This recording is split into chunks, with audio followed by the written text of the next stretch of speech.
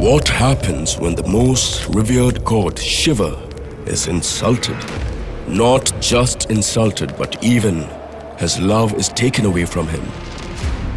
The spark of that divine rage was forged from a father's arrogance and a husband's unbearable grief. It all began with a fateful act of pride by Daksha, son of Brahma, the god of creation, a revered patriarch of great stature and unbending spirit. He had a daughter, Sati, an incarnation of Shakti, the divine feminine. Shakti agreed to this birth only with a vow. If Daksha ever disrespected her, she would abandon her body and return to divinity. Growing up under Daksha's gaze, Sati was destined to be Shiva's own. From childhood, her heart knew only him. She drew his form, sang his name, and saw him in every breath. Fierce, ascetic, untamed, Shiva was her purpose, her completion.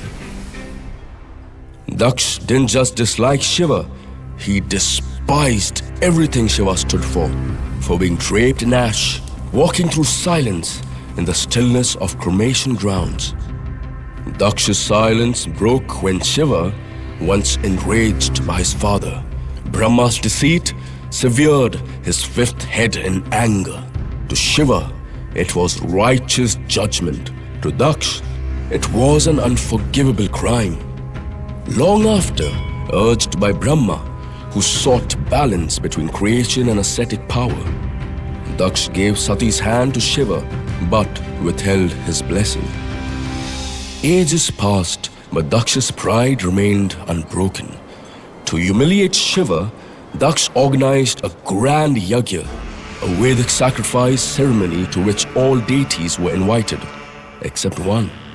The deliberate exclusion didn't go unnoticed for long. One evening, Sati saw the moon god Chandra, adorned with his consort, Rohini, heading toward her father's abode. Curious, she instructed her attendant, Vijaya, to inquire. Vijaya returned with the answer. Her father Daksha was conducting a grand Yagya and had invited every deity except her husband, Shiva. When Sati brought this to Shiva, he answered plainly. He had not been invited, and so he would not go. So, Sati resolved to go alone to confront her father and ask him why her husband, the Lord of Ascetics, was cast aside. She arrived in regal silence, only to find no welcome waiting. Daksha saw her and spoke without pause. He asked why she had come uninvited. Said he had only agreed to her marriage under Brahma's command. That Shiva was mad, filthy, a skull-bearing ascetic, unfit for her. Sati rose, her voice calm, yet fierce. She renounced the body born of Daksha. Her father's blood meant nothing now. She sat in stillness, in silence, in fire. Her yogic flame rose, not of anger but of detachment, and Sati left her body. For a moment, the world held in breath. Even time seemed to mourn her passing. News of Sati's death reached Shiva. Silence fell, and then a storm rose. In grief too deep for words, he tore out a lock of his matted hair and hurled it to the earth. From the fury emerged Veerbhadra, a warrior carved from Wrath, and Mahakali, his feminine counterpart, black as night. Together, they stormed Daksha's Yagya like living fury. The Yagya turned to chaos, the heavens trembled, gods were wounded.